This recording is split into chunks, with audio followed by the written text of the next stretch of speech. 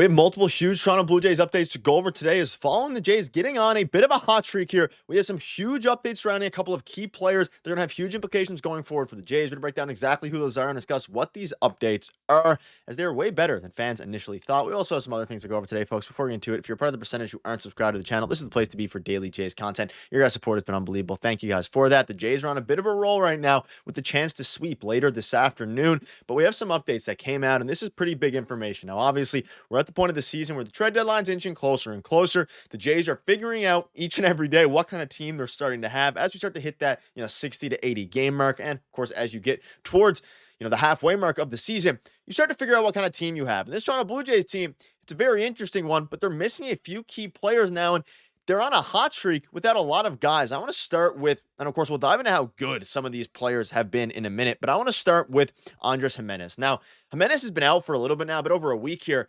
And it's been a little bit, surprising because for a while there, I mean, we think back to the start of the season, and Andres Jimenez, which is crazy, was hitting cleanup for this Toronto Blue Jays team. Now, if he returned to the lineup, there's no world he would hit cleanup. He did 8th or 9th, and he hasn't really hit very well this season, and especially before his injury happened, he was really struggling with the bat.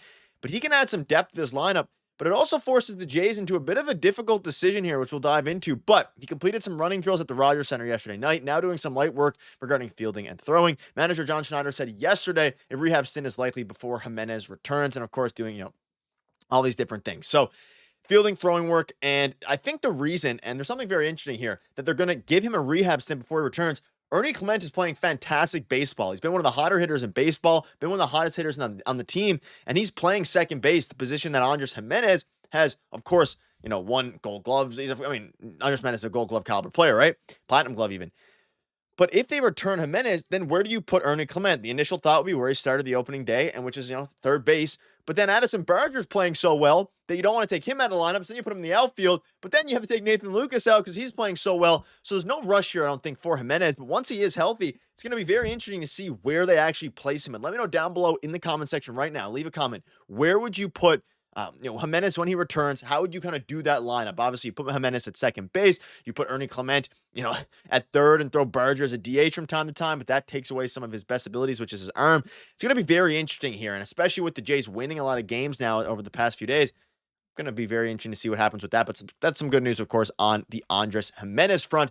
But also some even better news here is regarding the bullpen, which has slowly started to be very, very good, but they're still missing a couple of key players. And that was Ryan Burr and Eric Swanson. So due to poor weather conditions at AAA, Burr and Swanson both traveled to Dunedin to continue the rehab assignments tonight. Burr pitched 1 inning, gave up 2 runs, pretty rough. But Swanee got taken out early, went 2/3 of an inning, gave up 1 hit, and of course a strikeout there. So the thing is now, this Toronto Blue Jays team, their bullpen is very solid towards the back end, but this team has been missing a lot of guys. For the first half of the year, they were missing Dalton Varsho, and for the second half of the year, or for the first half of, I guess, the first 20 games, sorry, not first half of the year, the Dalton Varsho was out, and then now Eric Swanson hasn't pitched yet for the Jays because he's been dealing with injuries. He is a crucial part to this team, and you think back to 2023, the year of the trade, the first year that he was traded over. He was such a crucial asset to them making the playoffs with how bad their bullpen was. And we think back to 2021, if only, they missed the playoffs by a game, if only the bullpen was a little bit better, then the team would have made the playoffs easily. Now we have a chance to kind of turn the frame back here. The Jays are in a very, very good spot.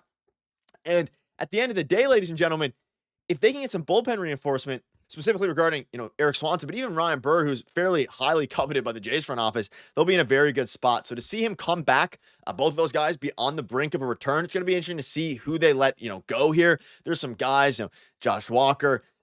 At the end of the day, there's some people they can move around, and I don't think it's going to be too big of a deal there. Yariel Rodriguez has randomly carved himself into one of the better relievers on the team. You have Chad Green, you have Jimmy Garcia, you have Jeff Hoffman, all these different guys who are playing extremely good baseball. Everything is starting to come together at the right time. This is where you need to go on a streak, and having everyone become healthy slowly but surely is going to help that, especially in the bullpen.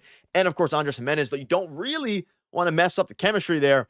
If he's an everyday MLBer, so he's going to come back once he is available, and that's going to be one of the bigger things going forward for this team. But something else to keep in mind here was Anthony Santander. And I'm very curious to see today if he plays a weird afternoon game on a Thursday. But John Schneider spoke out on the Santander injury update, and he said it was a little bit awkward, and I don't want to take any chances with losing him for an extended period of time, so we'll see how he is tomorrow. The 30-year-old switch hitter has been dealing with a hip and shoulder injury. We'll obviously have another video if he's injured again. I'm hoping he was finally starting to turn the corner a little bit, hit a home run in the game a couple days ago, had a rocket yesterday that could have easily been a home run. Like, the team is slowly starting to hit better, and Anthony Santander slowly but surely, again, he was one of the, and still is, one of the worst qualified hitters in all of Major League Baseball. So he hasn't been the beast that we brought him over to be, but I don't want to see him continuously get hurt. And it was awkward, but this is an injury he's been dealing with for a while now. So this is a chance where the Jays can really go on a push here. You can really go on a winning streak, and if they don't have Santander, it ultimately hurts them. Yes, he hasn't been hitting well this year. He hasn't been the player we thought he was going to be, but at the same time, we know his upside, we know his ceiling, and hopefully he can go out and be, one of those guys, and hopefully he's not going to be injured much longer. Because you look ahead of the schedule, I have a few other updates to go over here, but I want to look at the schedule for a minute. Now, obviously, they won yesterday 14-0. The Padres have yet to score a run in either game, but the Padres play the Jays. Jays play today, of course, 1:07 p.m. Eastern.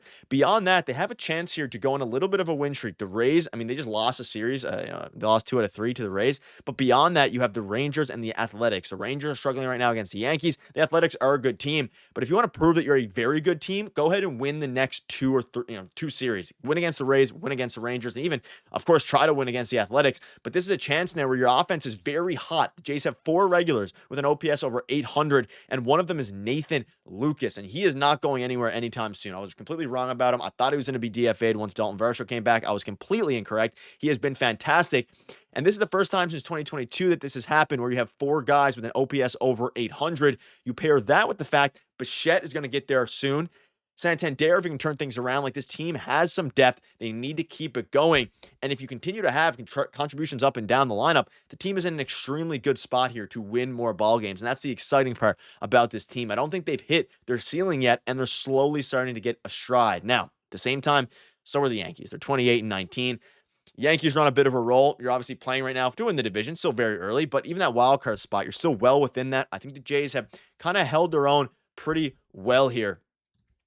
In the first month or 2 of the season. And I'm very, proud of the way they've been going. Again, coming into yesterday's game, or even the game before, the Jays are among the league's best in home runs. They hit another 2 yesterday. This is in the month of May. Things are going well for this team, and I want to knock on wood here. A win today would really solidify what we're hoping this team is, which is just a scrappy team that hits some home runs. And on the back of Dalton Varsho, who has been the highest Jays WAR player thus far this season, if you prorate it the whole way through. And hopefully he gets some more recognition soon by everybody, because man, oh man, can this guy play baseball very well. And I'm happy he's on our team, because at the end of the day, he is a fantastic player. And you look at the stats here. This is prior to yesterday's grand slam, by the way. So just an unbelievable player. Moved his WAR up. He's hooping.